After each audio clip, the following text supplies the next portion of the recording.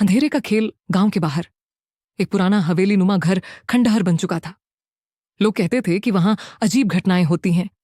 रात के अंधेरे में वहां से अजीब अजीब आवाजें आती, कभी किसी के रोने की तो कभी किसी के हंसने की।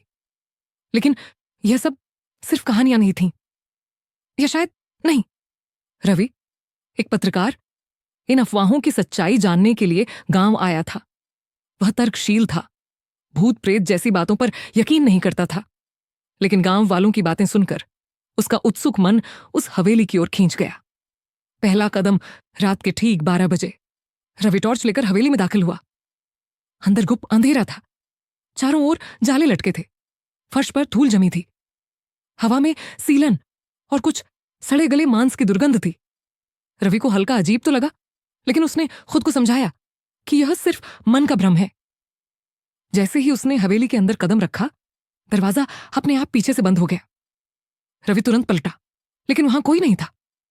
उसने दरवाजे को खोलने की कोशिश की, मगर वह जाम हो चुका था।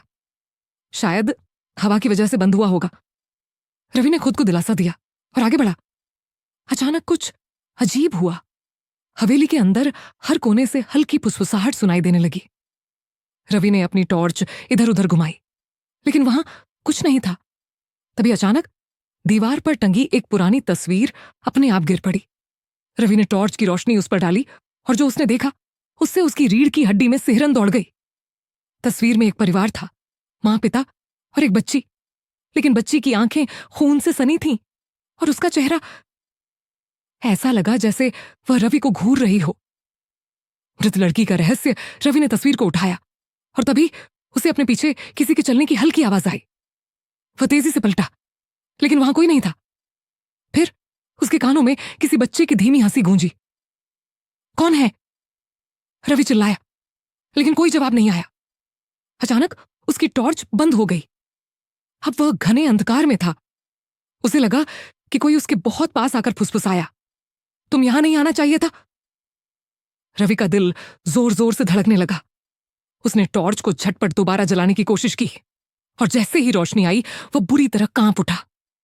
उसके सामने वही लड़की खड़ी थी, फटे कपड़े, सफेद निर्जीव चेहरा और लाल खून से लथपथ आंखें। अंतिम भाग। रवि ने भागने की कोशिश की, लेकिन जैसे ही उसने दौड़ लगाई, लड़की की दर्द भरी चीख हवेली में गूंज उठी। हवेली की दीवारें हिलने लगीं। दरवाजा अचानक खुद ही खुल गया। रवि किसी तरह बाहर निकला और तेजी से गांव की ओर भागा। सुबह जब वह गांव वालों को यह सब बताने गया, तो उन्होंने एक और भयानक सच बताया। बेटा, जिस हवेली की बात कर रहे हो, वो तो 20 साल पहले ही जलकर राख हो गई थी। रवि के चेहरे का रंग उड़ गया। अगर हवेली जल चुकी थी, तो वह रात भर कहां था? अभी भी उस हवेली में कोई है जो हर रात किसी नए मेहमान का